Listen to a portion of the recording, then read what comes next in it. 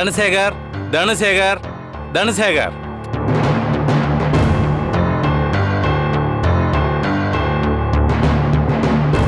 வணக்கம் ஐயா.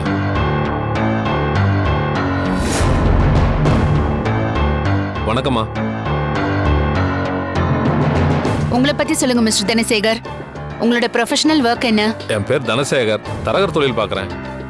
ஓகே தனசேகர், இப்ப நான் உங்ககிட்ட ஒரு கேள்வி கேட்பேன்.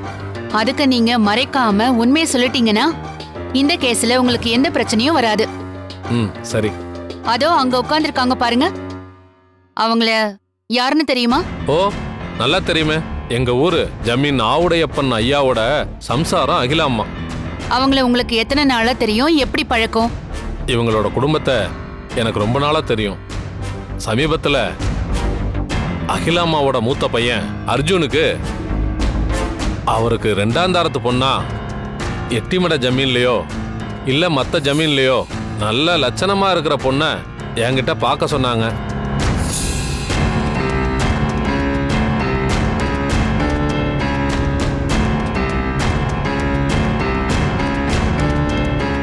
ஏற்கனவே அவர் மனைவி சத்யா உயிரோட இருக்கிறப்போ அர்ஜுனுக்கு இன்னொரு பொண்ணு அவங்க தேடுறது உங்களுக்கு தப்புன்னு தோணலையா?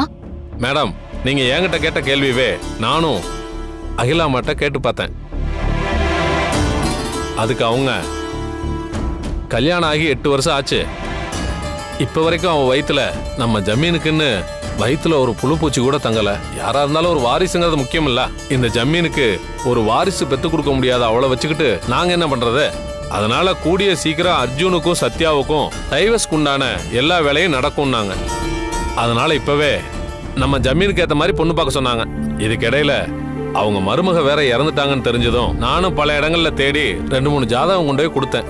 ஆனா அவங்க இப்ப வரைக்கும் எந்த ஒரு வரனையும் ஓகேன்னு சொல்லல. ஆனா அவருக்கு கண்டிப்பா ஒரு ஜமீன் பொண்ணா பார்த்து கட்டி வைப்பேன் மேடம். நீங்க போலாம். சரிங்க மேடம். மிஸ்டர் செந்தமிழ் செல்வன், இல்ல இவ்ளோ நேரம் அவங்க மருமகளை மகளாதான் நினைச்சாங்கன்னு பயங்கரமா ஆர்கியூமெண்ட் பண்ணீங்க. இப்போ உங்க முகத்தை நீங்க எங்க கொண்டு போய் வச்சுப்பீங்க? மை லார்ட், அவங்களோட மூத்த மருமக டாக்டர் சத்யா உயிரோட இருக்கும் போதே அர்ஜுனுக்கு ஏன் அவங்க இன்னொரு பொண்ணை கல்யாணம் பண்ண பார்க்கணும்?